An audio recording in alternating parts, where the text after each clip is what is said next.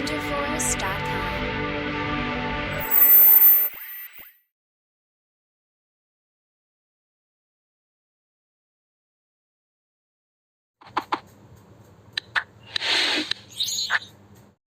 Hi students, welcome to విచ్కెమ్ Telugu YouTube channel. So నీట్లో కొంతమందికి 718 మార్క్స్ 719 మార్క్స్ వచ్చాయి. ఇలా ఎలా పాసిబుల్? మొత్తం కరెక్ట్ రాస్తే 720 రావాలి, ఒకటి అటెంప్ట్ చేయకపోతే 716 రావాలి, ఒకటి ఇన్కరెక్ట్ అయితే 715 రావాలి. కానీ 716 కంటే పైన 720 లోపు ఎలా పాసిబుల్ అనేది చాలామంది కన్సర్న్.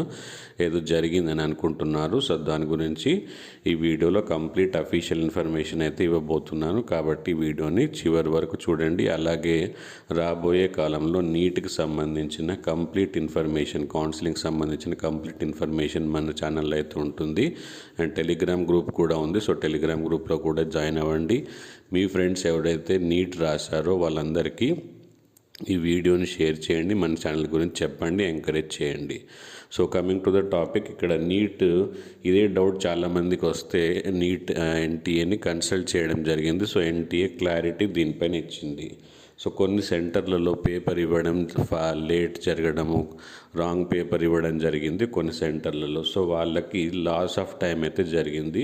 సో దీని గురించి సుప్రీంకోర్టు 13th June 2018 రోజు ఒక జడ్జిమెంట్ అయితే ఇచ్చింది. సో లాస్ ఆఫ్ టైంని కాంపెన్సేట్ చేయడానికి మీరు ఏదైనా చర్యలు తీసుకోండి.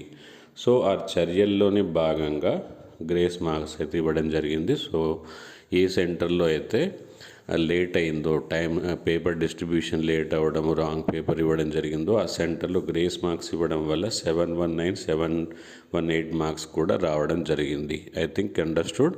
సో ఇప్పుడు ఈ వీడియోని షేర్ చేయండి, లైక్ చేయండి, అండ్ మీ టెలిగ్రామ్ గ్రూప్లో కూడా జాయిన్ అవ్వండి. Thank you, bye bye.